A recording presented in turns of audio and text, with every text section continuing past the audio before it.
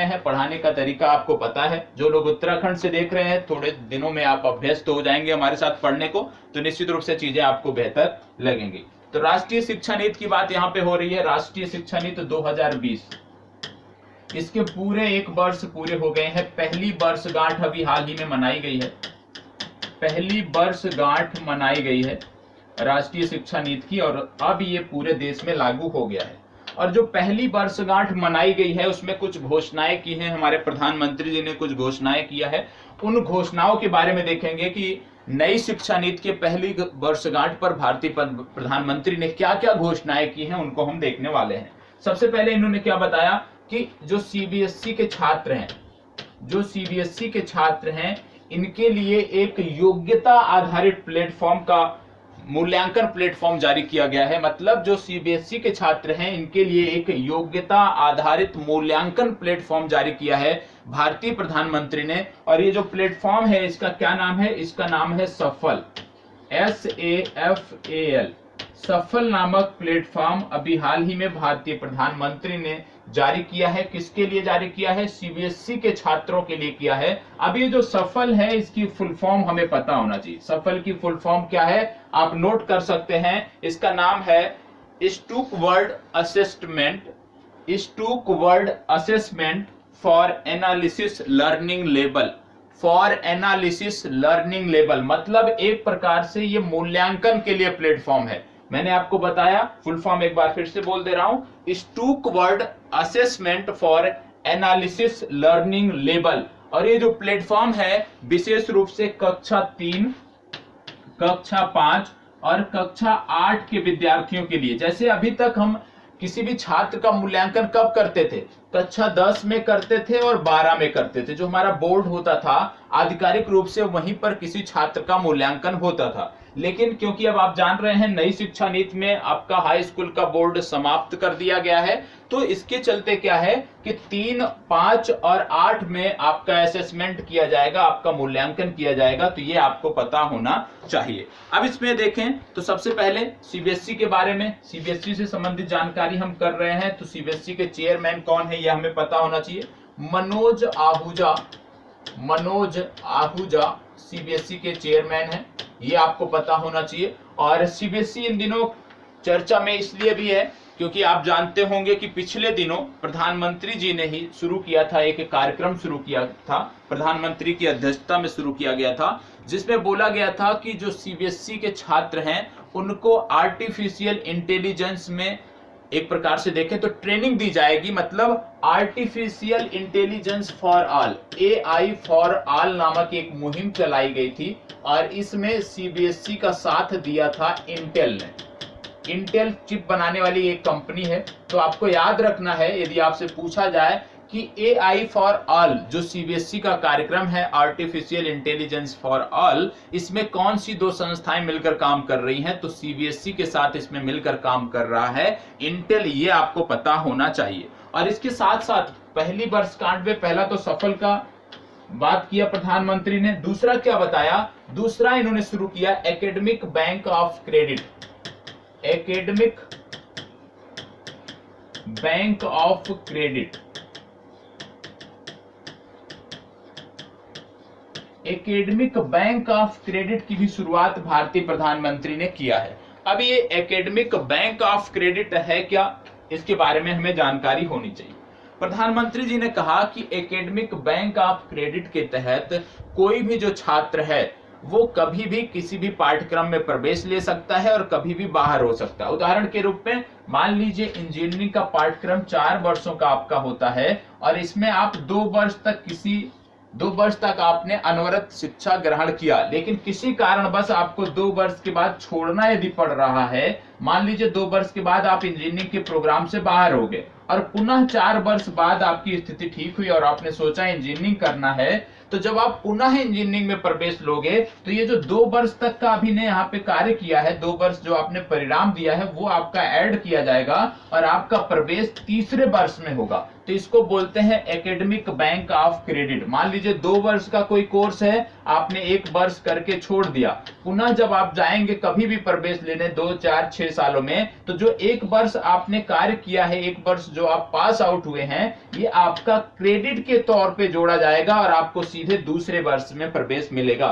तो इसको बोलते हैं एकेडमिक बैंक ऑफ क्रेडिट। इसकी भी शुरुआत, इसकी भी घोषणा भारतीय प्रधानमंत्री ने हाल ही में किया है। कब किया है? जब नई शिक्षा नीति की पहली वर्षगांठ मनाई गई है तब इनके द्वारा किया गया है। और आपको बता दें अभी तक इंजीनियरिंग जो है वो अंग्रेजी भाषा में होता था, आपको पता था। जो तकनीकी शिक्षा से संबंधित जो भी कोर्स हैं इंग्लिश में होते थे। अब यहां पर भी बोल दिया गया है कि जो तकनीकी भाषा के कोर्स होंगे, जो भी कोर्स होंगे इस प्रकार के, उनको क्षेत्रीय भाषाओं में भी अनुवाद कराया जाएगा। क्षेत्रीय भाषाओं मतलब अब आने वाले समय में यदि आप इंजीनियरिंग करना चाहते हैं तो हिंदी माध्यम में भी आप इंजीनियरिंग कर पाएंगे, अपनी क्षेत्रीय भाषा में आप कर पाएंगे। और इसके लिए यदि हम देखें तो अखिल भारतीय तकनीकी शिक्षा परिषद है, अखिल भारतीय तकनीकी शिक्षा परिषद है जिन्होंने 11 भाषाओं में इस प्रकार के कोर्सों का अनुवाद कराने का निर्णय लिया है। मतलब अब आप क्षेत्रीय भाषा में इंजीनियरिंग कर पाएंगे। इसके साथ साथ भारतीय प्रधानमंत्री ने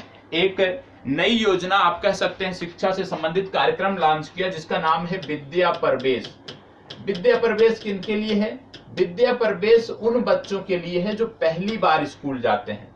ऐसे बच्चे जो पहली बार स्कूल जाते हैं इसके लिए विद्या प्रवेश नामक कार्यक्रम शुरू किया है भारतीय प्रधानमंत्री ने। नई शिक्षा नीति के अंतर्गत ये कार्यक्रम है और ये इसमें 3 माह तक, प्रथम 3 माह तक जैसे आपका प्ले ग्रुप होता है उस तरह की एक्टिविटीज यहाँ पे कराई जाएंगी। इसके अतिरिक्त शिक्षा मंत्री जो हमारे हैं वर्तमान समय में, आप जानते होंगे कि मंत्रालय में बड़ा फेरबदल हुआ है। तो शिक्षा मंत्री हैं हमारे धर्मेंद्र प्रधान, और धर्मेंद्र प्रधान ही हमारे कौशल विकास एवं उद्यमिता मंत्री भी हैं। पहले पेट्रोलियम मंत्री हुआ करते थे लेकिन वर्तमान समय में ये शिक्षा मंत्री हैं, इसलिए आपको इनका नाम भी याद रखना है। निष्ठा 2.0 कार्यक्रम भी सीबीएसई चला रहा है। निष्ठा 2.0 क्या है? इसमें जो सीबीएसई के अध्यापक हैं, मतलब अध्यापकों को प्रशिक्षित करने का एक कार्यक्रम है निष्ठा 2.0, ये भी चल रहा है, ये भी आपको पता होना चाहिए। तो ये हो गया नई शिक्षा नीति के बारे में कि हमने देखा सफल कार्यक्रम, हमने देखा एकेडमिक क्रेडिट कार्यक्रम, एकेडमिक बैंक ऑफ क्रेडिट। 2 कार्यक्रम हमने महत्वपूर्ण रूप से देखे। निष्ठा हमने देखा 2.0। अब आगे बात कर लेते हैं जो हमारा टॉपिक 2 प्रारंभ होता है, बहुत ही महत्वपूर्ण है। सबसे पहले हम देखेंगे, आप जानते हैं यूनेस्को से संबंधित चर्चा हम करने वाले हैं, ठीक है। यूनेस्को से संबंधित चर्चा हम करने वाले हैं तो निश्चित रूप से आपको तुरंत यूनेस्को का फुल फॉर्म याद आना चाहिए, आपको तुरंत यूनेस्को का हेडक्वार्टर कहाँ है वो याद आना चाहिए, आपको तुरंत याद आना चाहिए कि यूनेस्को की प्रमुख कौन है, ये भी आपको याद आना चाहिए, ठीक है। तो अब कुछ विश्व धरोहर स्थल हाल ही में घोषित किए गए हैं, उनके नाम मैं लिख रहा हूं और इसको आपको नोट करना है कहां कहां पे हैं। सबसे पहले आता है पासेओ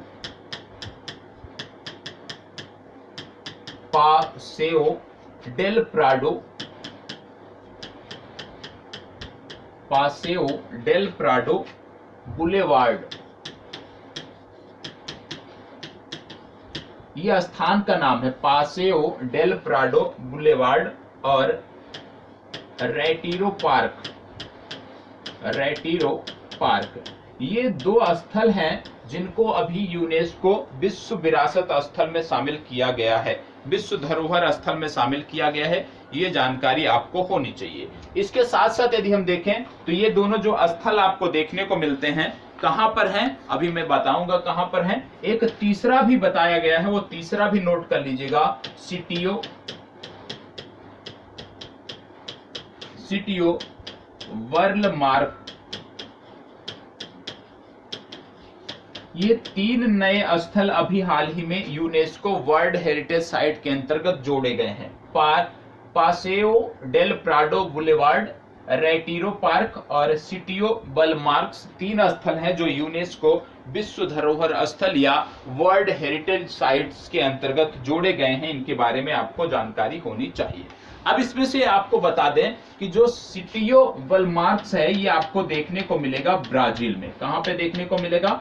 ब्राजील में देखने को मिलेगा। बाकी के दोनों कहां पे देखने को मिलेंगे? तो एक देश है स्पेन, ये दोनों स्पेन से संबंधित हैं। तो जानकारी क्या है कि इनका नाम पता होना चाहिए। कभी यदि परीक्षा में नाम देकर पूछ लिया जाए कि किस देश से संबंधित हैं तो हम आसानी से जवाब दे सकें, इसके लिए हमें तैयार रहना होगा। अब हमने देखा कि एक ब्राजील से संबंधित है, तो ब्राजील और भारत के संबंध लगातार बेहतर हो रहे हैं, तो ब्राजील के बारे में बेसिक जानकारी होनी चाहिए। अब आपको यहां से लिंक करते हुए आगे बढ़ना है और इस तरीके को आपको भी सीखना है। ब्राजील की राजधानी है ब्राजीलिया, ठीक है। यहाँ के जो प्रमुख हैं वो भारत की यात्रा पर भी आए थे, उनका नाम है जैर बोल्सोनारो। जैर बोल्सोनारो, ये आपको पता होना चाहिए। इसके साथ साथ आपको पता होगा पिछले दिनों हमने एक सैटेलाइट छोड़ा था जिसका नाम था अमेजोनिया 1। अमेजोनिया 1, और अमेजोनिया 1 जो सैटेलाइट हमने छोड़ा था, ये भी सैटेलाइट किसका था? ब्राजील का था। ये भी आपको पता होना चाहिए।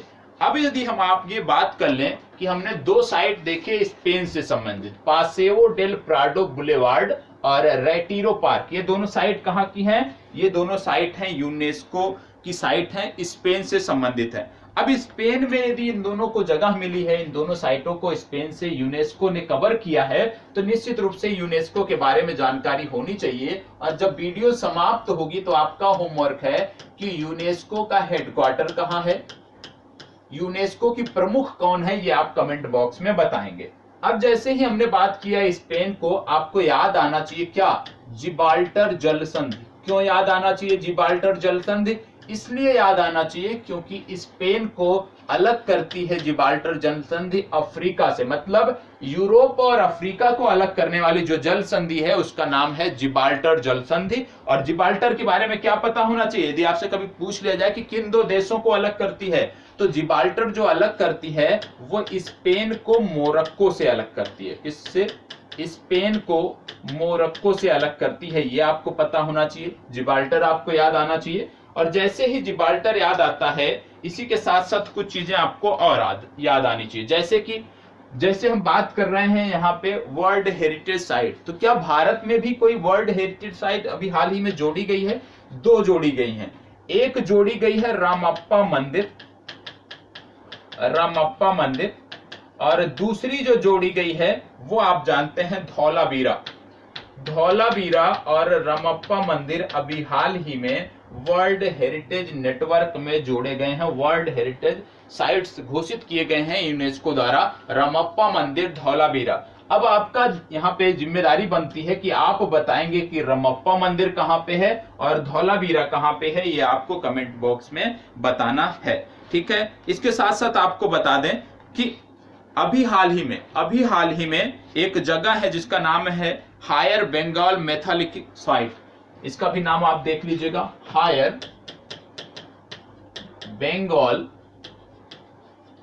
Bengal megalithic site.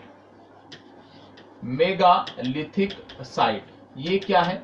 Higher Bengal megalithic site क्या है, ये भी आपको याद आना चाहिए कि हायर बंगाल मेगालिथिक जो साइट है इसको भी यूनेस्को वर्ल्ड हेरिटेज साइट की जो संभावित सूची होती है उसमें जगह दी गई है। तो ये भारत की है, सबसे पहली बात ये भारत की है। तो भारत की 3 साइट आपको याद रखना है लेटेस्ट। पहला रामप्पा मंदिर और धौलावीरा, जिसको यूनेस्को ने विश्व विरासत स्थल का दर्जा दे दिया है। दूसरा हायर बंगाल मेगालिथिक साइट, इसको संभावित सूची में जगह मिली है, हो सकता है आने वाले समय में इसको भी विश्व विरासत स्थल का दर्जा मिल जाए। अब हायर बंगाल मेगालिथिक साइट है कहां पे, ये आपकी परीक्षा के लिए महत्वपूर्ण हो जाती है। तो आपको बता दें कि हायर बंगाल मेगालिथिक साइट जो है ये आपके कर्नाटक में है, ठीक है। ऐसा ना देखिएगा कि बंगाल देखा तो पश्चिम बंगाल टिक कर दिया, ये आपके कर्नाटक से संबंधित साइट है। तो अभी जो बोर्ड पे आप देख रहे होंगे यहाँ पे 4 से 5 आपकी साइट दी हुई हैं। पहला दिया हुआ है पासेओ डेल प्राडो बुलवर्ड और रेटिरो पार्क, ये दोनों स्पेन की साइट हैं जिनको विश्व विरासत स्थल का दर्जा यूनेस्को ने दिया है। दूसरा सिटियो बल मार्क्स, ये ब्राजील की साइट है और इसको भी विश्व विरासत स्थल की जो सूची है यूनेस्को की उसमें शामिल किया गया है, विश्व धरोहर स्थल घोषित किए गए हैं। इसके बाद हमने देखा कि पिछले दिनों रामप्पा मंदिर है और धौलावीरा है, इन दोनों को भी विश्व विरासत स्थल का दर्जा दिया गया यूनेस्को द्वारा।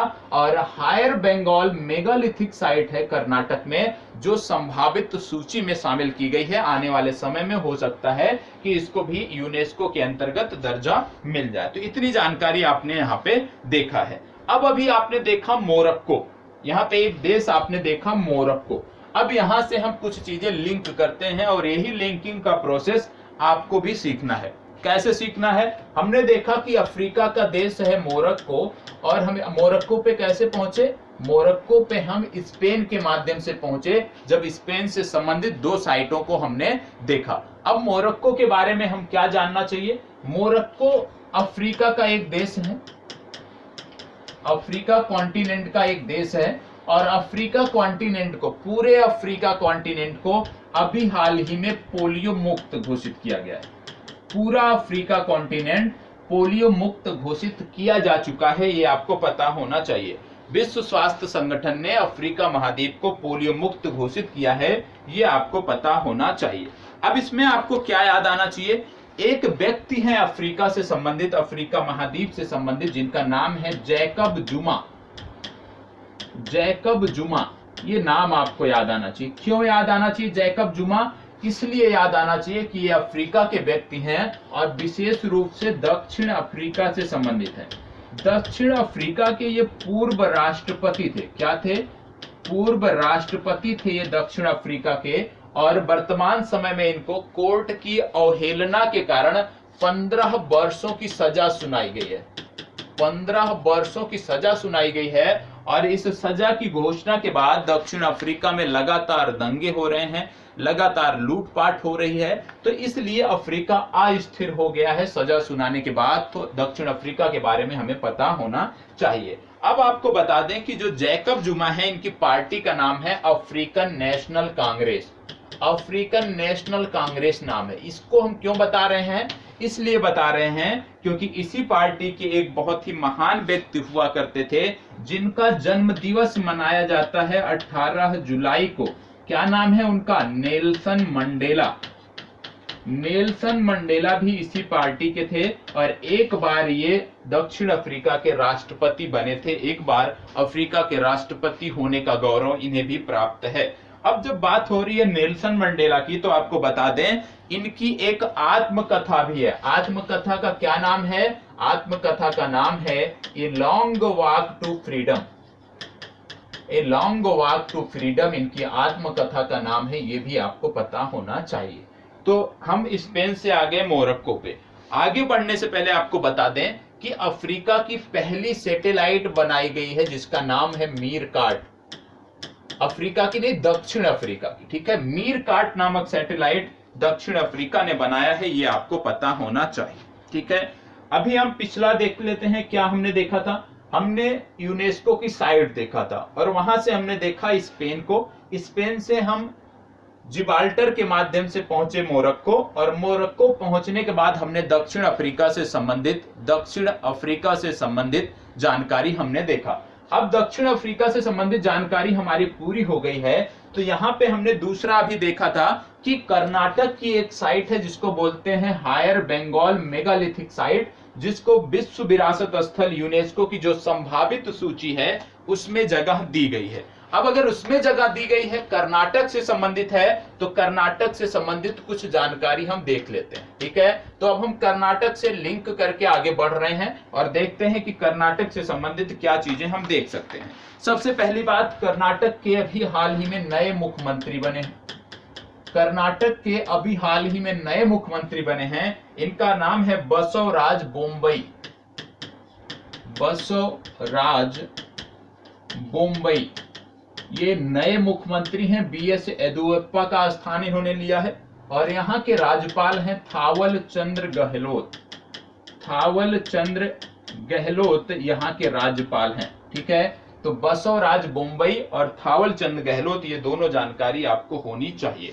इसके साथ साथ आपको बता दें, एक इंडेक्स आता है जिसको बोलते हैं इनोवेशन इंडेक्स।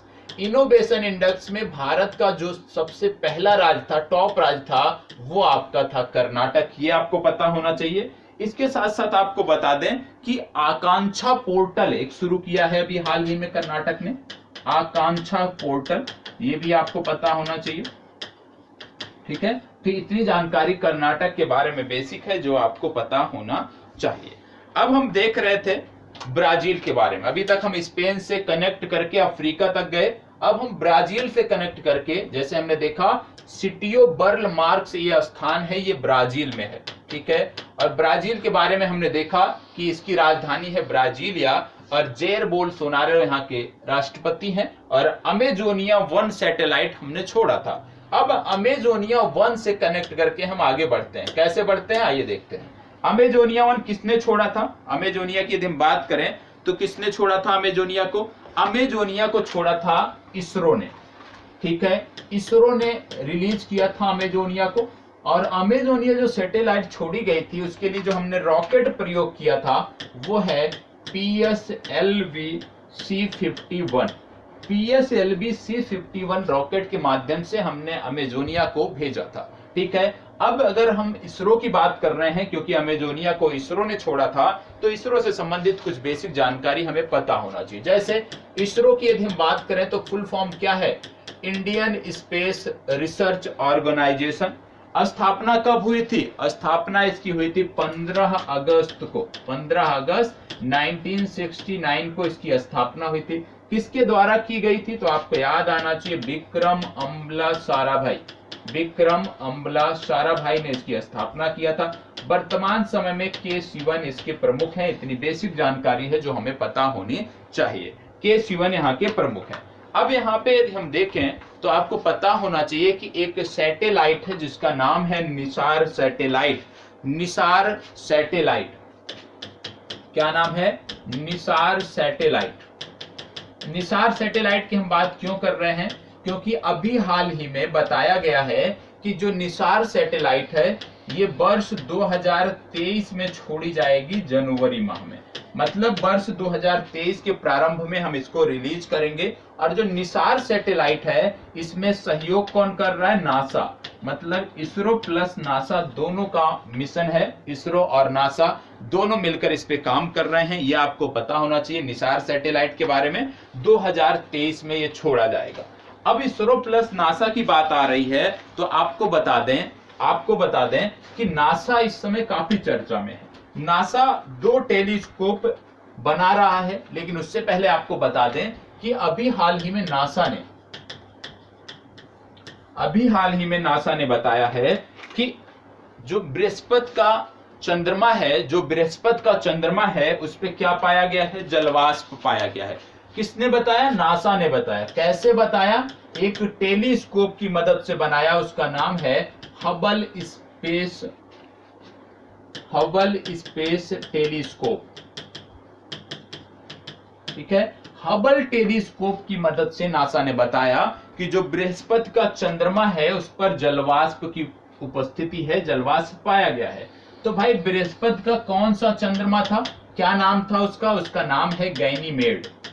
ठीक है, गैनीमेड जो है ये बृहस्पति का चंद्रमा है, ये आपको पता होना चाहिए। और आपको बता दें कि जो गैनीमेड है ये बृहस्पति का सबसे बड़ा चंद्रमा तो है ही, साथ ही साथ सौर मंडल का भी सबसे बड़ा चंद्रमा है। तो सौर मंडल का सबसे बड़ा चंद्रमा है गैनीमेड, बृहस्पति का भी सबसे बड़ा चंद्रमा है गैनीमेड, ये आपको पता होना चाहिए। अब आपको बता दें कि हबल टेलीस्कोप ने बताया, हबल स्पेस टेलीस्कोप ने जलवाष्प की पुष्टि की है, ये आपको पता होना चाहिए। अब इसमें यदि हम जान लिए कि भाई बृहस्पति का सबसे बड़ा चंद्रमा है गैनीमेड, तो सबसे छोटा कौन सा है वो भी पता होना चाहिए, वो है यूरोपा। और यूरोपा के लिए एक मिशन किया था नासा ने जिसका नाम था क्लिपर मिशन। यदि आप मेरे से जुड़े हैं तो निश्चित रूप से जानकारी होगी। क्लिपर मिशन नासा ने किया था यूरोपा के लिए, और यूरोपा बृहस्पति का सबसे छोटा चंद्रमा है, इतनी जानकारी आपको होनी चाहिए। ठीक है, सबसे ज्यादा चंद्रमा किसके पास है? यदि हम बात करें तो सबसे ज्यादा चंद्रमा शनि के पास है। ठीक है, ये भी याद रखिएगा कि सबसे ज्यादा चंद्रमा किसके पास है? शनि के पास सबसे ज्यादा चंद्रमा आपको देखने को मिलते हैं। अब टेलीस्कोप की बात हो रही है तो आपको बता दें 2 नए टेलीस्कोप बना रहा है नासा। दो नए टेलीस्कोप बना रहा है। पहले का नाम है Nancy grace Roman telescope, Nancy grace Roman telescope, और ये जो है 2025 तक तैयार होगा, नैन्सी ग्रेस रोमन टेलीस्कोप। दूसरा आपका है जेम्स वेब टेलीस्कोप, और जेम्स वेब टेलीस्कोप जो है ये 2021 में कार्यरत हो जाएगा। तो ये दोनों टेलीस्कोप आपको पता होना चाहिए, James Webb telescope, Nancy grace Roman telescope और हबल स्पेस टेलीस्कोप, जिसके द्वारा जलवाष्प की पुष्टि हुई है, ये आपको पता होना चाहिए। और अभी हमने देखा था कि बृहस्पति के सबसे बड़े चंद्रमा गैनीमेड पर जलवाष्प की पुष्टि हुई है। तो आपको बता दें, बृहस्पति के लिए पहले भी नासा मिशन कर चुका है जिसका नाम है जूनो मिशन। जूनो मिशन जो है ये बृहस्पति के लिए था, पूर्व में सफल हो चुका है, ये भी आपको पता होना चाहिए। यदि आपसे कभी पूछा जाए कि जूनो मिशन किससे संबंधित है, तो आपको बताना है बृहस्पति से संबंधित है, और नासा का मिशन था, अब ये पूर्ण हो चुका है। इसके साथ साथ जो आगामी मिशन है नासा के, वो शुक्र के लिए है। एक बार मैंने बहुत पहले इसको बताया है। कौन कौन से हैं पहले बता देता हूं। पहला है द विंची प्लस, दूसरा आपका है वेरिटॉस। द विंची प्लस और वेरिटॉस ये दो मिशन है नासा के जो शुक्र के लिए हैं। आगामी समय में आप इसको देखोगे, ठीक है। और जब नासा की बात हो रही है तो इनके नए रॉकेट की भी बात होनी चाहिए। अभी हाल ही में स्पेस लॉन्च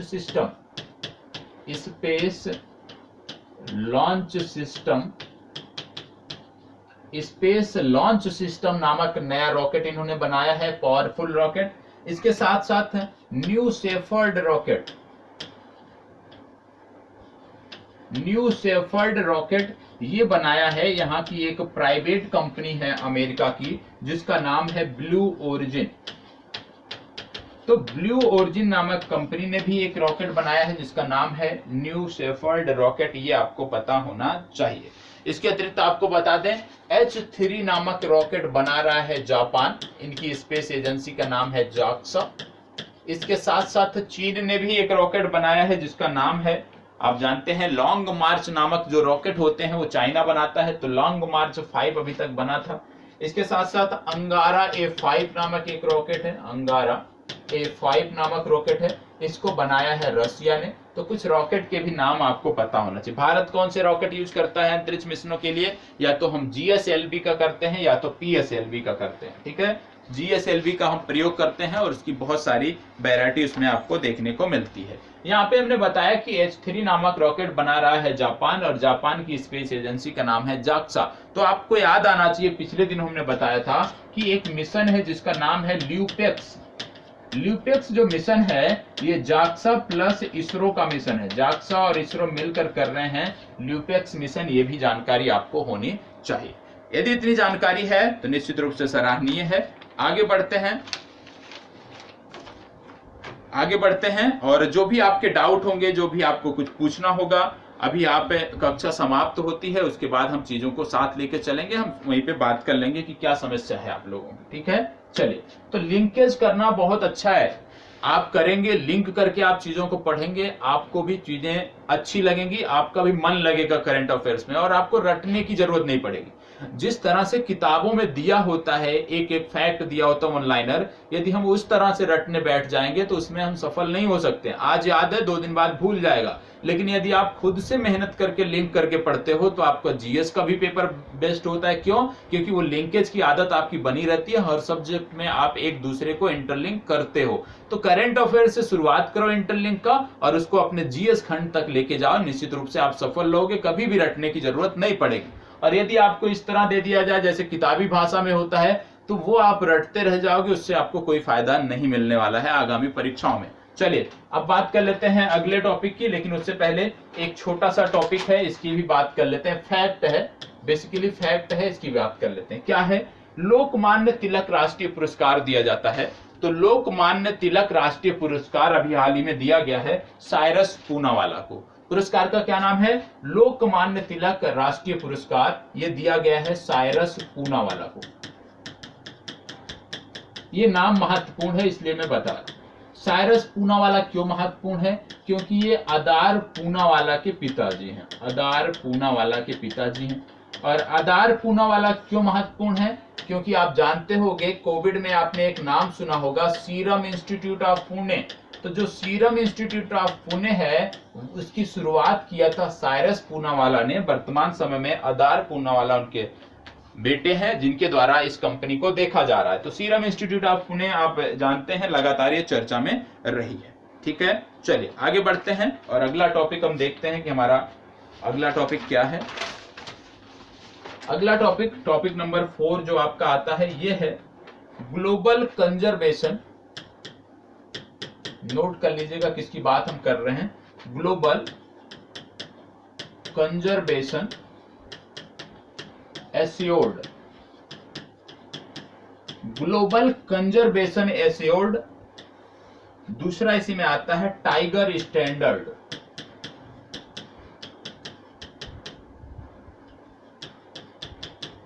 ठीक है, तो ग्लोबल कंजर्वेशन एस्योर्ड या टाइगर स्टैंडर्ड्स, इनको इंग्लिश में बोलते हैं CA या TS। तो CA या TS ये आपको याद रखना है, ग्लोबल कंजर्वेशन एस्योर्ड या टाइगर स्टैंडर्ड। क्यों याद रखना है? क्योंकि अभी हाल ही में भारत के कुछ टाइगर रिजर्व हैं जिनको इस कैटेगरी का दर्जा मिला है, जिनको ग्लोबल कंजर्वेशन एस्योर्ड और टाइगर स्टैंडर्ड का दर्जा मिला है, इस कैटेगरी में शामिल हुए हैं, इसकी मान्यता मिली है। ठीक है, तो वो भारत के टाइगर रिजर्व कौन कौन से हैं जिनको CA और TS का दर्जा मिला है या ग्लोबल कंजर्वेशन एस्योर्ड या टाइगर स्टैंडर्ड्स का दर्जा मिला है, उसके बारे में हम बात करेंगे। ये क्यों दिया जाता है? ये उन टाइगर रिजर्व को दिया जाता है जहां पर टाइगर बेहतर स्थिति में है, लगातार उनकी संख्या बढ़ रही हो और उनके आवास से संबंधित वहां पे आपको उनकी सुरक्षा सुनिश्चित की जा रही हो। तो मतलब जो भी टाइगर रिजर्व टाइगर के सुरक्षा के लिए बेहतर कर रहे हैं, उनमें लगातार टाइगर की संख्या बढ़ रही है, उनको यह मान्यता दी जाती है। ठीक है, अब ये कितने लोगों को दिया गया, कितने टाइगर को, कितने टाइगर रिजर्व को, ये आपको पता होना चाहिए। ये कुल दिया गया है भारत में 14 टाइगर रिजर्व को। अब ये जो 14 टाइगर रिजर्व हैं ये आपको रट जाने चाहिए। मैं नाम लिख रहा हूं कौन कौन से हैं। पहला है मानस टाइगर रिजर्व, दूसरा है काजीरंगा टाइगर रिजर्व, तीसरा है ओरंग टाइगर रिजर्व। ठीक है, यहाँ पे मैं स्थान नहीं लिख रहा हूं कि किस राज्य से संबंधित है, ये आपका होमवर्क बनता है कि इन टाइगर रिजर्व के बारे में जाओ और आप बताओ कि किस राज्य से संबंधित हैं। तो ये जो पहले 3 लिखे हैं ये एक राज्य से हैं। ठीक है, ये आपको बताना है कौन सा राज्य है। यदि आप रेगुलर हमारे साथ जुड़े हो, रेगुलर करंट अफेयर्स देख रहे हो, तो आपके लिए बहुत छोटी सी चीज है, आप बता सकते हो। दूसरा सतपुरा, कान्हा और पन्ना। सतपुरा, कान्हा और पन्ना, ये आपके 6 टाइगर रिजर्व हो गए। इसके बाद आपका आता है पेंच टाइगर रिजर्व। पेंच टाइगर रिजर्व के बाद आपका आता है वाल्मीकि टाइगर रिजर्व।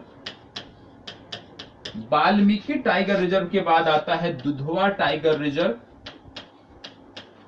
ये आपके हो गए 9। और ये पहले दोनों जो है एक ही राज्य में है। ठीक है, और ये अलग राज्य में है, वाल्मीकि अलग है, दुधवा अलग राज्य में है। ठीक है, इसके बाद आता है सुंदरबन।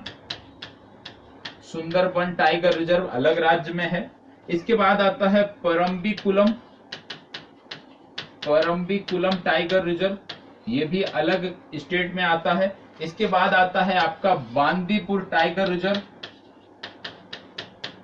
बांदीपुर टाइगर रिजर्व, और बांदीपुर के बाद 2 आते हैं, एक ही राज्य में है दोनों, जिनका नाम है मुदुमलाई।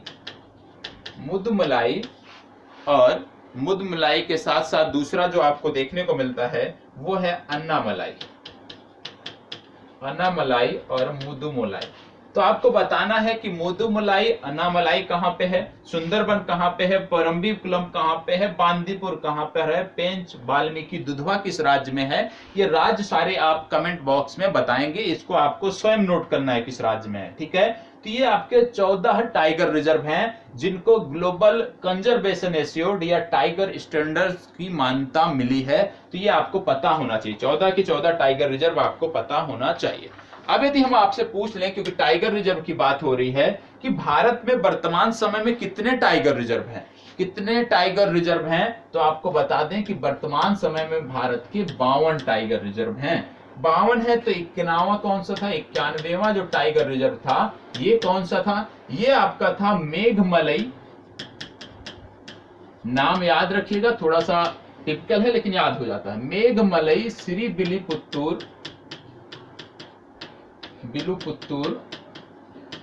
मेघमलई श्री बिलुपुत्तूर, ये आपको याद आना चाहिए। और 52वां जो टाइगर रिजर्व बना है ये आप बताएंगे कि कहां पर है। इसका नाम है रामगढ़ विषधारी, रामगढ़ विषधारी टाइगर रिजर्व। और इसको आपको बताना है कि रामगढ़ विषधारी टाइगर रिजर्व जो हमारा 52वां टाइगर रिजर्व है ये कहां पर आपको देखने को मिलता है। चलिए बताइएगा कहां पर देखने को मिलता है, ये आपको बताना है। अब अभी हमने इनमें कैटेगरी देखा सतपुरा।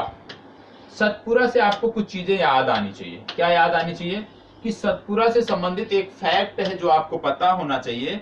अभी एक ग्रुप है जिसको बोलते हैं नेट बेस्ट ग्रुप अर्थ हीरोज अवार्ड।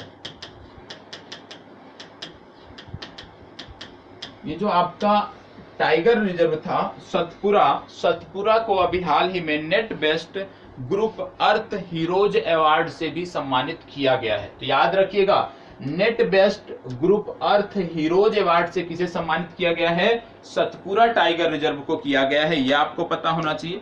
यदि हम बात करें सतपुरा टाइगर रिजर्व है कहां पे, तो है ये एमपी में। एमपी में कहां पे है, तो ये है होशंगाबाद में।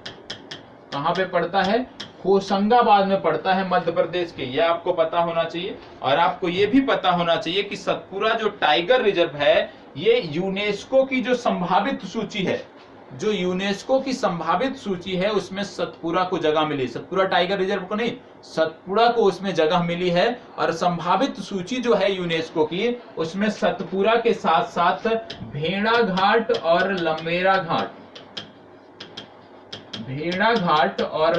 घाट को भी मध्य प्रदेश से संभावित सूची में जगह मिली है। तो इसको भी आपको याद रखना है कि भेड़ाघाट, लमेरा घाट और सतपुरा को यूनेस्को की जो संभावित सूची है उसमें जगह मिली। अब मध्य प्रदेश से संबंधित कुछ फैक्ट हैं, उनको देख लेते हैं। क्योंकि हम एमपी की बात कर रहे हैं तो एमपी से संबंधित कुछ फैक्ट हम देख लेते हैं। जैसे 600 मेगावाट का सोलर पावर प्लांट लगाया गया है, फ्लोटिंग सोलर पावर प्लांट लगाया गया है। ये लगाया गया है ओमकारेश्वर में। कहां पे लगाया गया है, ओमकारेश्वर में लगाया गया है फ्लोटिंग सोलर पावर प्लांट। इसके साथ साथ आपको पता होना चाहिए 2 इंडेक्स आते हैं। एक इंडेक्स है land record and services index, इसमें मध्य प्रदेश टॉप पर है। दूसरा है एनीमिया मुक्त सूचकांक, उस पर मध्य प्रदेश टॉप पर है। ये आपको पता होना चाहिए।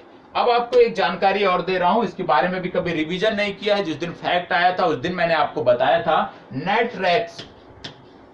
कोई बताएगा ये क्या है, नेटरेक्स क्या है? मध्य प्रदेश से संबंधित है, मैंने बताया है इसको। ये है क्या, कौन बताएगा? नेटरेक्स है क्या, नेटरेक्स है क्या, कौन बताएगा इसको? आपको बता दें ये इंदौर में बना है, इंदौर में बना है। ये है क्या, नेटरेक्स? मैंने पूर्व में आपको बताया है किसी को जानकारी?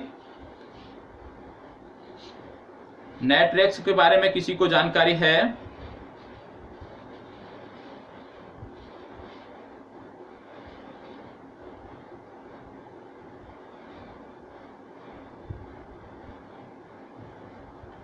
नई जानकारी है? चलिए मैं बता देता हूं। नेटरेक्स है एशिया का सबसे लंबा हाई स्पीड ट्रैक। एशिया का सबसे लंबा हाई स्पीड ट्रैक है, ठीक है। एशिया का सबसे लंबा हाई स्पीड ट्रैक है नेटरेक्स। और आपको बता दें ये विश्व का, यदि हम बात करें तो ये विश्व का 5वां है। इससे पहले 4 अन्य देशों में इस तरह के ट्रैक हैं और भारत 5वां देश है जहां पर इस प्रकार का हाई स्पीड ट्रैक है। ये आपको पता होना चाहिए। इसकी कुल लंबाई है 11.3 किलोमीटर। क्यों बनाया गया है? जो गाड़ियों की हम टेस्टिंग करते हैं, गाड़ियों की स्पीड की टेस्टिंग करते हैं, माइलेज की टेस्टिंग करते हैं, तो उनके लिए ये बनाया गया है। ये आपको पता होना चाहिए। नेटरेक्स हाई स्पीड ट्रैक है, एशिया का सबसे बड़ा ट्रैक है। 11.3 किलोमीटर लंबाई है। भारत 5वां देश है विश्व का जिसने इस प्रकार के ट्रैक्स बनाए हैं। ठीक है, इसके साथ साथ एक योजना है देवा रण योजना, मध्य प्रदेश से संबंधित है। देवा रण योजना, ये आपको पता होना चाहिए। क्यों पता होना चाहिए? क्योंकि जो देवा रण योजना है, आपको बता दें कि आयुष आधारित उन्नयन योजना है। किसकी उन्नयन करना है? इसमें जो जनजातियां हैं उनका उन्नयन करने की बात की गई है। तो आयुष आधारित उन्नयन योजना है देवा रण योजना, इसके बारे में भी आपको पता होना चाहिए। ठीक है, चलिए आगे बढ़ते हैं और अगला टॉपिक देखते हैं, टॉपिक नंबर 5।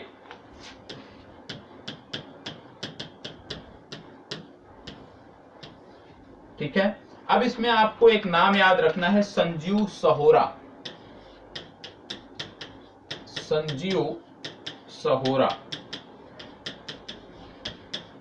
ये नाम आपको याद रखना है। क्यों याद रखना है? क्योंकि जो बुकर पुरस्कार होता है, बुकर पुरस्कार बहुत ही प्रतिष्ठित पुरस्कार है, लेखकों को दिया जाता है बुकर पुरस्कार। जो ये बुकर पुरस्कार दिया जाता है उसमें वर्ष 2021 के लिए 13 लोगों को शॉर्ट लिस्टेड किया गया है और उन 13 लोगों में भारतवंशी संजीव सहोरा भी शामिल हैं। इसलिए आपको पता होना चाहिए, संजीव सहोरा एक भारतवंशी है, भारत के नहीं है लेकिन भारतीय मूल के हैं और इनको भी जगह मिली है, ये आपको पता होना चाहिए। और बुकर पुरस्कार 2 प्रकार का होता है, एक होता है बुकर, एक होता है अंतरराष्ट्रीय बुकर पुरस्कार। तो दोनों में अंतर क्या है? सबसे पहली बात, जो बुकर पुरस्कार होता है ये केवल अंग्रेजी भाषा के लिए दिया जाता है और जो अंतरराष्ट्रीय बुकर पुरस्कार होता है ये गैर अंग्रेजी भाषा के लिए दिया जाता है, गैर अंग्रेजी भाषा के लिए दिया जाता है। क्या यह मिल चुका है इस वर्ष का, वर्ष 2021 के लिए? तो आपको बता दें कि मैन बुकर इंटरनेशनल जो है या अंतरराष्ट्रीय बुकर पुरस्कार जो है वो मिल चुका है 2021 के लिए। किसको मिला है? डेविड डिओप को, डेविड डिओप को मिला है। ये आपको पता होना चाहिए। डेविड डिओप जो हैं इनको बुकर पुरस्कार, अंतरराष्ट्रीय बुकर पुरस्कार 2021 मिला है और 2021 जो पुरस्कार मिला है इनको, इनकी कृति थी उसके लिए मिला है। इनकी कृति का क्या नाम है वो भी आपको पता होना चाहिए। लेखनी इनका eight night all blood is black. इनकी कृति का क्या नाम है?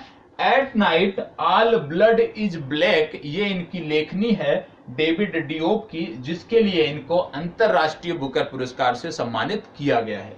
और बुकर पुरस्कार अभी नहीं दिया गया है, जल्द ही इसकी भी घोषणा हो जाएगी, तो ये भी आपको मैं बताऊंगा।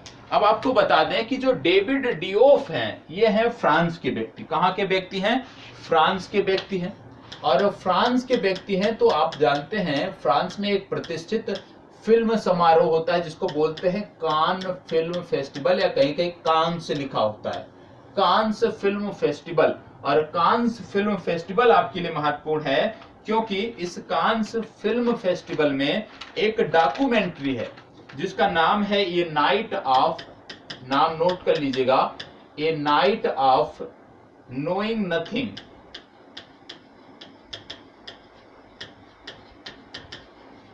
ये नाइट ऑफ नोइंग नथिंग एक डॉक्यूमेंट्री थी जिसको कान फिल्म पुरस्कार में सर्वश्रेष्ठ डॉक्यूमेंट्री का अवार्ड मिला है। ये नाइट ऑफ नोइंग नथिंग ये डॉक्यूमेंट्री है जिसको कान फिल्म फेस्टिवल में सर्वश्रेष्ठ डॉक्यूमेंट्री का अवार्ड मिला है। और इसकी जो निर्माता हैं, डायरेक्टर हैं, उनका नाम है पायल कंपाड़िया, पायल कंपाड़िया।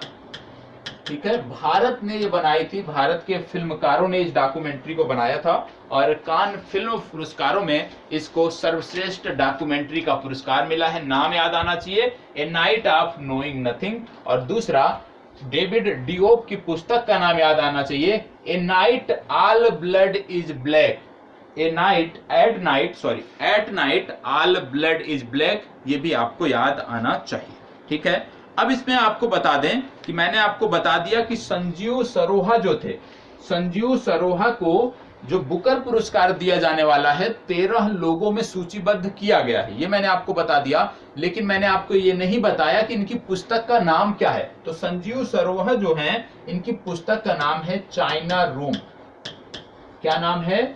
चाइना रूम इनकी पुस्तक का नाम है। तो इनको ये भी याद रखिएगा कि चाइना रूम पुस्तक के लिए संजीव सरोहा को बुकर पुरस्कार की जो 13 लोगों की सूची बनी है संभावित, उसमें जगह मिली है। अब चाइना रूम की बात आ रही है तो एक पुस्तक और भी है जो आपको पता होना चाहिए। जैसे एक पुस्तक और लिखी गई थी, तियानमेन स्क्वायर, तियानमेन स्क्वायर। ये आप बताओगे कि किसने लिखी है? नहीं बता पाते हो तो इसको कमेंट करिएगा, मैं बताऊंगा, क्योंकि पूर्व में मैंने बताया है। चाइना की बात कर रहे हैं तो तियानमेन स्क्वायर लगातार चर्चा में रहता है, आपको पता होना चाहिए। इसके साथ साथ आपको बता दें, एक यहाँ की लेखिका है चाइना की, जिनका नाम है सायरा गुल साटवे, सायरा गुल साटवे। और सायरा गुल जो साटवे हैं, इनकी एक लेखनी है जिसकी पुस्तक का नाम है the chief witness, the chief witness. और द चीफ विटनेस के लिए सायरा गुल साटवे को एक प्रतिष्ठित पुरस्कार है जर्मनी का, जिसका नाम है नूरमबर्ग अवार्ड, नूरमबर्ग अवार्ड से सम्मानित किया गया है। तो सायरा गुल साटवे का नाम याद रखना है कि इनको नूरमबर्ग पुरस्कार दिया गया है जर्मनी द्वारा। चीन की लेखिका हैं, इन्होंने पुस्तक लिखा था द चीफ विटनेस, ये भी आपको पता होना चाहिए। इसके साथ साथ आपको बता दें, चीन ने भी एक कोविड की दवा बनाई है जिसका नाम है साइनोफार्म। तो आपसे यदि पूछा जाए साइनोफार्म नामक दवा किस देश ने कोविड के लिए बनाया है, तो इसको बनाया है चीन ने। और चीन की हम बात कर रहे हैं और इस समय चल रहे हैं ओलंपिक, और ओलंपिक की बात ना करें तो कैसे काम चलेगा हमारा।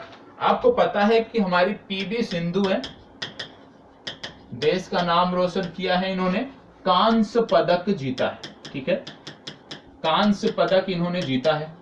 किसमें जीता है? बैडमिंटन खेल में जीता है। ठीक है, बैडमिंटन में पीवी सिंधु ने कांस्य पदक जीता है। हम सब ने पढ़ लिया, और सब ने पढ़ लिया होगा, सबको याद भी हो गया होगा। लेकिन बहुत कम लोगों को याद होगा कि पीवी सिंधु जो है किससे हारी थी, मतलब पीवी सिंधु को हराया किसने था, बहुत कम लोगों को पता होगा। तो आपको बता दें, इनका नाम है ताई जू इंग, ये नाम आपको याद होना चाहिए। ताई सू इंग इनका नाम है, और ये ताइवान की खिलाड़ी हैं, जिनको आप बोलते हैं चीनी ताइपे, ताइवान की खिलाड़ी हैं। इन्होंने ही पीवी सिंधु को हराया था, और ताई सू इंग जो है, इनको सिल्वर मेडल से संतोष करना पड़ा था। ठीक है, इन्होंने सिल्वर मेडल जीता था बैडमिंटन में। अब अगर इन्होंने सिल्वर जीत लिया, पीवी सिंधु ने कांस्य जीत लिया, तो गोल्ड किसने जीता ये भी आपको पता होना चाहिए। तो गोल्ड किसने जीता? इनका नाम है चेन यूफेई, चेन यूफेई हैं जिन्होंने गोल्ड मेडल जीता। चेन यूफेई किस देश की खिलाड़ी हैं? ये खिलाड़ी हैं चीन की। ठीक है, तो गोल्ड मेडल जीता चेन यूफेई, चीन की खिलाड़ी ने। सिल्वर मेडल जीता ताई सू इंग ने, ताइवान की खिलाड़ी हैं। और ब्रॉन्ज मेडल या कांस्य पदक जीता पीवी सिंधु ने, जो भारत की खिलाड़ी हैं। तो तीनों बैडमिंटन खिलाड़ियों का नाम आपको पता होना चाहिए। आपसे परीक्षा में ऐसे पूछा जा सकता है कि चेन यूफेई किस देश की खिलाड़ी हैं या कौन सा खेल खेलती हैं, ताई सू इंग कौन सा खेल खेलती हैं, किस देश की खिलाड़ी हैं, या पीवी सिंधु कौन सा देश किस देश की खिलाड़ी हैं और कौन सा खेल खेलते हैं, ये आपको पता होना चाहिए। और यहाँ पे बैडमिंटन की बात कर रहे हैं तो एक व्यक्ति है, इनका नाम याद आना चाहिए, नंदू नाडेकर। नंदू नाडेकर, इनका नाम आपको याद रखना है। क्यों याद रखना है? इनकी अभी हाल ही में मृत्यु हुई है। नंदू नाडेकर की अभी हाल ही में मृत्यु हुई है। ये भारत के महानतम बैडमिंटन खिलाड़ियों में थे, और सबसे पहला जो अर्जुन अवार्ड मिला है बैडमिंटन के लिए वो इन्हीं को मिला था, नांदू नांडेकर को। कब मिला था? ये लगभग आप मान के चलिए 60 के या 70 के दशक में मिला था, वो याद नहीं है मुझे, वो कंफर्म नहीं है तो वो तिथि नहीं बताना है, सिर्फ आपको याद रखना है नांदू नांडेकर इनकी मृत्यु हुई है। ये बैडमिंटन खिलाड़ी से थे। बैडमिंटन का पहला जो अर्जुन अवार्ड मिला है किसी को तो इन्हीं को मिला था। दूसरा, भारत के लिए बैडमिंटन में यदि किसी ने सबसे पहले पदक जीता था अंतरराष्ट्रीय स्तर पर तो वो खिलाड़ी थे नंदू नांडेकर, और इन्होंने 1956 में पहला अंतरराष्ट्रीय पुरस्कार जीता था बैडमिंटन में, इसलिए ये महानतम खिलाड़ियों में गिने जाते हैं, ये आपको याद होना चाहिए। इसके साथ साथ एक खिलाड़ी है हमारे पैरा बैडमिंटन खिलाड़ी हैं, नाम है प्रमोद भगत। प्रमोद भगत का नाम याद रखिएगा, पैरा ओलंपिक में ये खेलते हुए भी देखे जाएंगे और इनको सर्वश्रेष्ठ खिलाड़ी चुना गया था भारत का। प्रमोद भगत बैडमिंटन के पैरा खिलाड़ी हैं, इनका भी नाम आपको याद रखना है, ठीक है। तो खिलाड़ियों से संबंधित ज्यादातर क्या पूछा जाता है, खिलाड़ियों के नाम देके उनके खेल के बारे में पूछ लिया जाता है कि किस खेल से संबंधित है, तो आपको इस पर भी ध्यान रखने की जरूरत है, ठीक है। चलिए अगला टॉपिक है आईजीबीसी से संबंधित। आईजीबीसी क्या है, पहले इसका फुल फॉर्म देख लेते हैं। आईजीबीसी का फुल फॉर्म है इंडियन ग्रीन बिजनेस काउंसिल। क्या है? Indian green business council. और इसके द्वारा जो भारत के मौजूदा शहर हैं उनके लिए आईजीबीसी ग्रीन रेटिंग दी गई है, ठीक है। इस संस्था द्वारा मौजूदा शहरों को ग्रीन रेटिंग दी गई है और इस कैटेगरी में IGBC green cities platinum rating प्राप्त करने वाला भारत का जो पहला ग्रीन सेज है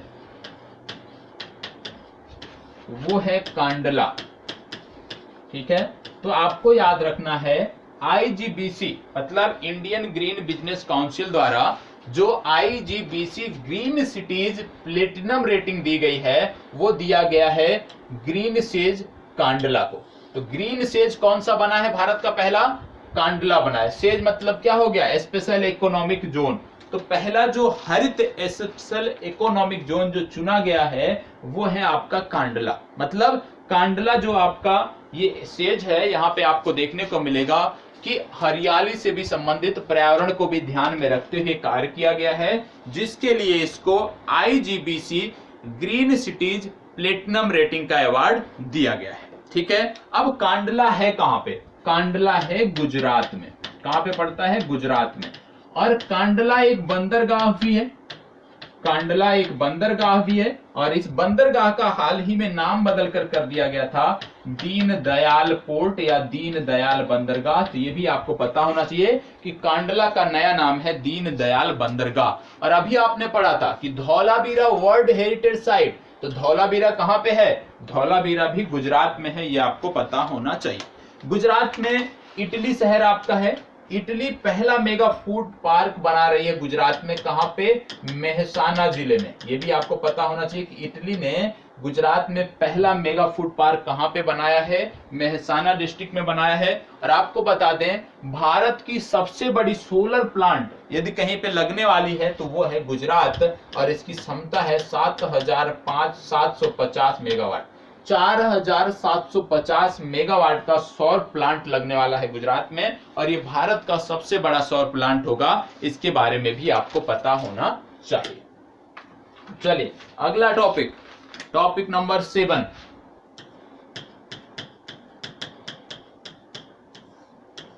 इसकी बात कर लेते हैं। अब इसमें आपको देखना है एक आम के बारे में, उसका नाम है फौजिल आम। कौन सा आम है?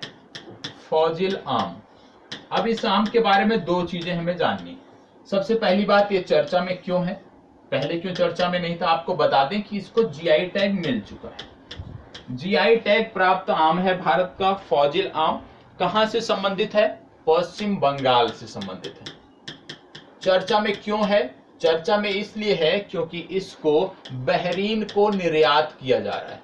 पहली बार फौजिल आम को बहरीन को निर्यात किया जा रहा है, इसलिए ये चर्चा में है। अब अगर बहरीन को निर्यात किया जा रहा है तो निर्यात किसके द्वारा होता है? मैंने आपको बताया है एक संस्था है एपिडा, APDEDA। ये जो संस्था है एपिडा, यही भारत के कृषि उत्पादों के निर्यात के लिए जिम्मेदार संस्था है और लगातार इसके द्वारा बेहतर काम किया जा रहा है। तो क्या भारत में एक ही प्रकार का आम मिलता है फौजिल आम? नहीं, इसके अतिरिक्त बहुत सारे आम की प्रजातियां पाई जाती हैं। जैसे पश्चिम बंगाल की यदि हम बात करें तो आपको याद रखना है खिरसापत्ती, खिरसापत्ती नामक आम आपको देखने को मिलेगा पश्चिम बंगाल में। लखन भोग नामक आम आपको देखने को मिलेगा पश्चिम बंगाल में, यह आपको पता होना चाहिए। एक आम होता है मलिहाबादी आम आपको देखने को मिलेगा उत्तर प्रदेश में। इसके साथ साथ आपको आम्रपाली आम, चौसा आम और एक विशेष प्रकार का आम है जिसको बोलते हैं लंगड़ा आम, ये भी पश्चिम बंगाल के नादिया से संबंधित है, ये भी आपको पता होना चाहिए। तो आम की बहुत सारी प्रजातियां हैं। आपको बताना है कि आम की वह कौन सी प्रजाति है जिसको बिहार में GI टैग मिला है। ये आप बताओगे कि आम की कौन सी प्रजाति है जिसको बिहार में GI टैग दिया गया है, ये आप कमेंट बॉक्स में बताओगे। अब यहाँ पे आपने आम की सारी प्रजातियों के बारे में देख लिया। हमने देखा कि इसकी जो ओरिजिन है फौजिल आम की, ये पश्चिम बंगाल में है। तो सबसे पहले पश्चिम बंगाल से संबंधित कुछ फैक्ट हम यहाँ पर देखते हैं।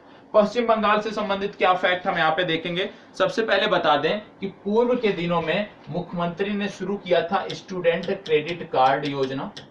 स्टूडेंट क्रेडिट कार्ड योजना क्यों शुरू की गई थी? इसका उद्देश्य था कि जो भी बच्चे पश्चिम बंगाल के हैं जो उच्च शिक्षा ग्रहण करना चाहते हैं लेकिन आर्थिक समस्या होने के कारण उच्च शिक्षा नहीं ग्रहण कर पाते हैं, तो उनको 10 लाख का लोन दिया जाता था। 10 लाख का एक प्रकार से लोन ही कह सकते हैं, लोन दिया जाता था उच्च शिक्षा के लिए। इस पैसे से चाहे आप देश के अंदर पढ़ाई करिए चाहे देश के बाहर पढ़ाई करिए। इसके अतिरिक्त इन्होंने शुरू किया था माँ योजना।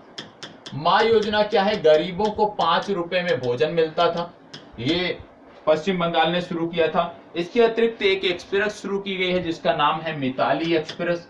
और मिताली एक्सप्रेस जो शुरू हुई है ये जोड़ती है जलपाईगुड़ी को, जोड़ती है ढाका से। ये भी आपको पता होना चाहिए कि मिताली एक्सप्रेस जो हाल ही में चलाई गई है ये सिलीगुड़ी, आप कह सकते हो कि सिलीगुड़ी को जोड़ती है ढाका से या जलपाईगुड़ी को जोड़ती है ढाका से। इसके साथ साथ एक अभी हाल ही में एग्जाम हुआ था, वहां पे पूछा गया था हॉलीडे आइसलैंड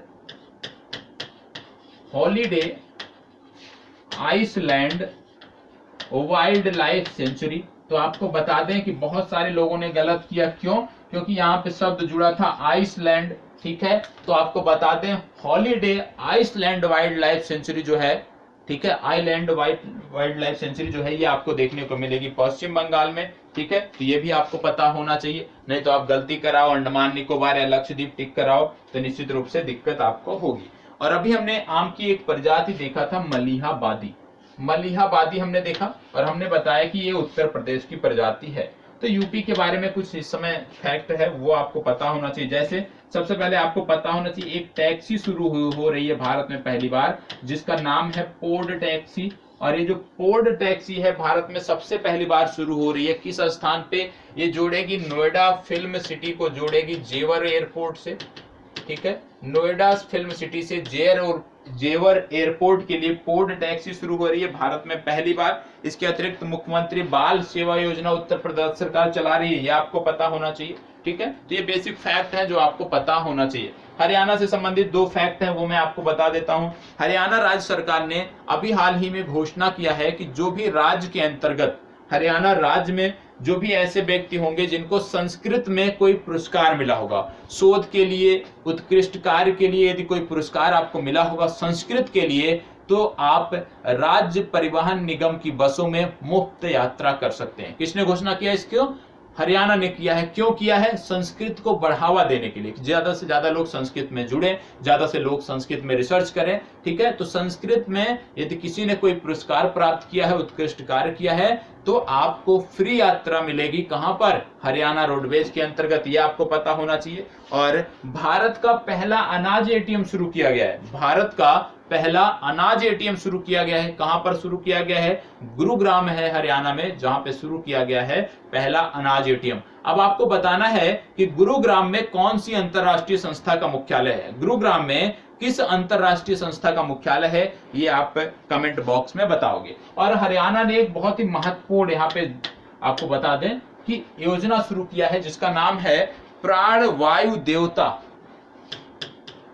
प्राण वायु देवता पेंशन योजना, प्राण वायु देवता पेंशन योजना। इसके अंतर्गत 2500 रुपए वर्ष भर में दिए जाएंगे। अब ये है क्या प्राण वायु देवता पेंशन योजना? ये इसलिए दिया जाता है कि यदि मान लीजिए कोई पुराना वृक्ष है जो आपके 50-60 साल से ऊपर का है और निश्चित रूप से उससे छाया भी मिल रही है, उससे ऑक्सीजन भी मिल रही है, तो उसके देखभाल के लिए शुरू किया गया है प्राण वायु देवता पेंशन। मतलब उस वृक्ष के देखभाल करने वाले को 2500 रुपए वर्ष भर में दिए जाएंगे। किसके द्वारा? हरियाणा राज्य सरकार द्वारा दिए जाएंगे। निश्चित रूप से ये बहुत ही बेहतरीन योजना है यदि हम कहें। अन्य राज्यों द्वारा जहां पे लगातार वृक्षों का कटान हो रहा है, लगातार वनावरण घट रहा है, तो वहां के लिए जरूरी है कि कुछ इस तरह से योजनाओं को लाया जाए जिससे जो किसान हैं हमारे वो भी वृक्षारोपण की तरफ बढ़े, वृक्ष लगाएं। और इससे निश्चित रूप से आने वाले समय में देखने को मिलेगा कि जो हमारा वनावरण है, जो हमारा वृक्षावरण है वो बढ़ेगा और हमारा जो ऑक्सीजन, जैसे आपने देखा कि त्राही मची हुई थी ऑक्सीजन के लिए कोविड काल में, वो समस्या आने वाले समयों में नहीं देखने को मिलेगी। ठीक है, चलिए अगला फैक्ट हम देख लेते हैं। सारे पेज फुल हो गए तो यहां से कुछ पेज हम डिलीट कर देते हैं जिससे हम नया कर सकें। चले इसमें देख लेते हैं। चलिए अब इसमें हम देख लेते हैं। सबसे पहली बात, वियतनाम एक देश है और वियतनाम के अभी हाल ही में नए राष्ट्र जो है बने हैं प्रधानमंत्री। इनका नाम आपको पता होना चाहिए, फॉर्म मिन्ह चीन है। नाम इनका थोड़ा सा टिपिकल होता है, फॉर्म मिन्ह चीन है। ये कौन है? ये वियतनाम के नए प्रधानमंत्री हैं। वियतनाम के नए प्रधानमंत्री हैं, आपको पता होना चाहिए। भारतीय प्रधानमंत्री ने भी इनका आभार व्यक्त किया, ये आपको पता होना चाहिए। वियतनाम की यदि हम बात करें तो इनकी राजधानी है हनोई।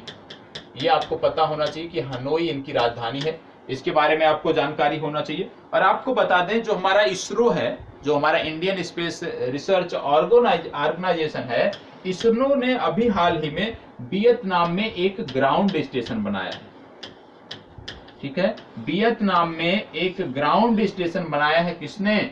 इसरो ने। तो यदि आपसे पूछा जाए कि इसरो ने किस देश में, किस एशियाई देश में ग्राउंड स्टेशन बनाया है, तो आपको बताना है कि वियतनाम में बनाया है। और ये जो ग्राउंड स्टेशन बनाया गया है विशेषकर दक्षिण एशियाई देशों के लिए बनाया गया है।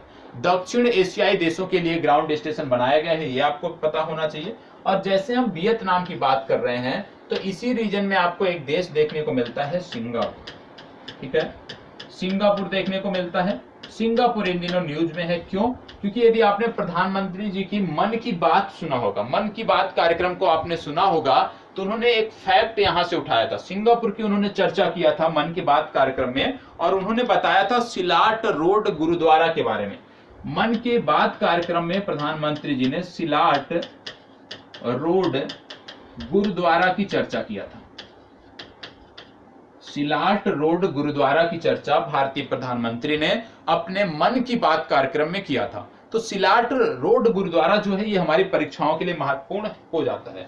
सबसे पहली बात कि जो सिलाट रोड गुरुद्वारा है ये आपको देखने को मिलेगा सिंगापुर में है। और ये जो बनवाया गया था, ये बनवाया गया था भाई महाराज सिंह के याद में। किसके द्वारा? भाई महाराज सिंह। अब भाई महाराज सिंह कौन है या कौन थे?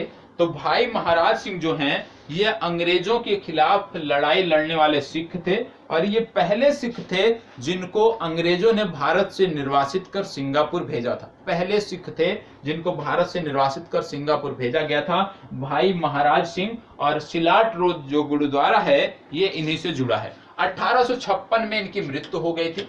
और वर्तमान समय में क्या समस्या थी कि जो सिलाट रोड गुरुद्वारा है, यहाँ पे इसकी जो जीर्णोद्धार कराने की स्थिति थी, क्योंकि इसकी स्थिति बदहाल हो चुकी थी। तो अभी हाल ही में इसका जीर्णोद्धार कराया गया है। और जब इसका जीर्णोद्धार कराया गया तो सबसे पहले यहाँ पे विजिट किसने किया था? सिंगापुर के प्रधानमंत्री ने। ठीक है, तो जब सिंगापुर के प्रधानमंत्री एक गुरुद्वारे में जाते हैं और गुरुद्वारे के जीर्णोद्धार से संबंधित कार्यक्रम का शिलान्यास करते हैं, तो निश्चित रूप से वो दो देशों के बीच संबंधों में वो चीजें महत्वपूर्ण हो जाती हैं। क्योंकि सिंगापुर में यदि हम देखें तो सिख धर्म के अनुयायी बहुतायत संख्या में नहीं है, और उसी की चर्चा भारतीय प्रधानमंत्री ने भी अपने कार्यक्रम में किया, सिंगापुर के प्रधानमंत्री को धन्यवाद ज्ञापित किया। तो इसलिए ये चीजें महत्वपूर्ण है, पूछा जा सकता है कि कहां पर है। अब एक चीज आप देखते होंगे, यदि आप गुरुद्वारा कभी गए होंगे तो गुरुद्वारे में आपको अक्सर देखने को मिलता है 4 गेट देखने को मिलते हैं।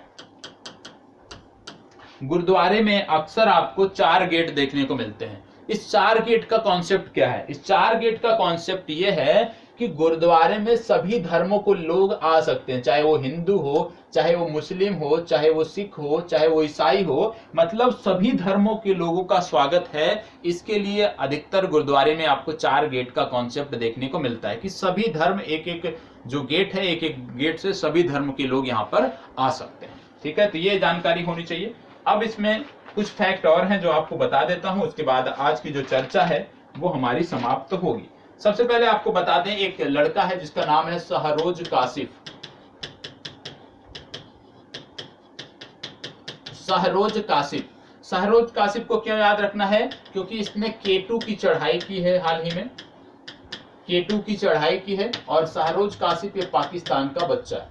ठीक है, पाकिस्तान का बच्चा है, K2 का चढ़ाई करने वाला पहला पाकिस्तानी है, इसलिए इसका नाम आपको पता होना चाहिए। इसके साथ साथ एक नाम याद आना चाहिए, प्रियंका मोहिते। प्रियंका मोहिते क्यों याद आना चाहिए? माउंट अन्नापूर्णा है, माउंट अन्नापूर्णा की चढ़ाई करने वाली पहली भारतीय महिला है प्रियंका मोहिते, ये भी आपको पता होना चाहिए। माउंट अन्नापूर्णा की चढ़ाई करने वाली पहली भारतीय महिला है प्रियंका मोहिते, इनका भी नाम आपको पता होना चाहिए। इसके अतिरिक्त आपने देखा, आपने सुना कि जम्मू कश्मीर और लद्दाख अब अलग हो चुके हैं। तो जम्मू कश्मीर और लद्दाख जो अलग हुए हैं, तो निश्चित रूप से एक बैंक भी था जिसका नाम था J&K बैंक, जम्मू और कश्मीर बैंक, तो उसमें हिस्सेदारी को लेकर भी बात चल रहा था। तो आपको बता दें कि जम्मू और कश्मीर जो बैंक था उसमें 8.23% की हिस्सेदारी लद्दाख को मिली है। ये भी महत्वपूर्ण है, पूछा जा सकता है। और जब यहाँ पे हम बात कर रहे हैं जम्मू कश्मीर और लद्दाख की, तो आपको बता दें जम्मू कश्मीर में इन दिनों एक कार्यक्रम चलाया जा रहा है जिसका नाम है मिशन यूथ। मिशन यूथ कार्यक्रम क्या है कि कम से कम 50,000 बच्चों को रोजगार देना है जम्मू कश्मीर के, इसके लिए मिशन यूथ कार्यक्रम चलाया जा रहा है। इसमें रोजगार देने के साथ साथ उनका कौशल विकास भी शामिल है। ठीक है, चलिए आगे बढ़ते हैं और आज का लास्ट प्रश्न देखते हैं। प्लीज एमपी वाले रुके रहिएगा, आज का लास्ट प्रश्न देखते हैं। लास्ट प्रश्न है कि अभी हाल ही में पेटीएम कंपनी है, पेटीएम पेमेंट बैंक है, पेटीएम पेमेंट ने घोषणा किया कि उसने 1 करोड़ फास्ट टैग जारी कर दिए हैं और 1 करोड़ फास्ट टैग जारी करने वाला भारत का पहला संस्थान है पेटीएम पेमेंट बैंक। इन्होंने कहा कि जो कुल फास्ट टैग भारत में जारी हुए हैं उसका 28% भाग सिर्फ और सिर्फ पेटीएम पेमेंट बैंक ने जारी किया है। अब बात हो रही है फास्ट टैग की, तो आपसे प्रश्न क्या पूछा जा सकता है कि फास्ट टैग किस टेक्नोलॉजी पे कार्य करता है? तो फास्ट टैग जो है RFID टेक्नोलॉजी पे कार्य करता है, ये आपको पता होना चाहिए। RFID टेक्नोलॉजी पर फास्ट टैग कार्य करता है। इसका फुल फॉर्म क्या है? इसका फुल फॉर्म है रेडियो फ्रीक्वेंसी आइडेंटिफिकेशन। किस पे कार्य करता है? रेडियो फ्रीक्वेंसी आइडेंटिफिकेशन टेक्नोलॉजी पर आपका ये कार्य करता है, ये आपको पता होना चाहिए। यदि हम आपसे पूछ लें कि चलिए मान लिया कि fast tag radio frequency identification पर कार्य करता है, तो जो आप डेबिट कार्ड क्रेडिट कार्ड जो हम यूज करते हैं वो किस टेक्नोलॉजी पे कार्य करता है? जो आप मशीन के पास ले जाते हैं और तुरंत बिना पिन डाले आपका स्वैप हो जाता है, वो किस टेक्नोलॉजी पे कार्य करता है? तो उसका नाम है NFC। NFC का मतलब क्या होता है? Near field communication. तो दोनों याद रखिएगा, फास्ट टैग किस पे कार्य करता है? रेडियो फ्रीक्वेंसी आइडेंटिफिकेशन पर, और जो हमारे पास डेबिट कार्ड है क्रेडिट कार्ड है ये किस पे कार्य करता है? NFC नियर फील्ड कम्युनिकेशन पर कार्य करता है, ये आपको पता होना चाहिए। ठीक है, तो आज की जो कक्षा थी वो यहीं पे समाप्त होती है। ज्यादातर जितना फैक्ट था एक सप्ताह का, 10 दिन का, उतना हमने किया, और ये कक्षा अब निरंतर इसी प्रकार चलती रहेगी। उत्तराखंड से संबंधित छात्रों को रिकॉर्डेड रूप में मिलेगी, मध्य प्रदेश से संबंधित छात्रों के लिए लाइव सेशन रखा जाएगा, और यदि आप उत्तराखंड वाले भी सहमत होंगे तो आपके लिए भी इसी प्रकार से एक ही कक्षा में दोनों लोगों को लाइव हम रखेंगे। ठीक है, चलिए बहुत बहुत धन्यवाद। मध्य प्रदेश वाले रुके रहेंगे, कुछ बातचीत करनी है। चलिए, उत्तराखंड वालों को नमस्कार, फिर मिलेंगे अगले मंगलवार को। तब तक के लिए इसी प्रकार बने रहें और लाइक, शेयर और कमेंट अवश्य करें। धन्यवाद।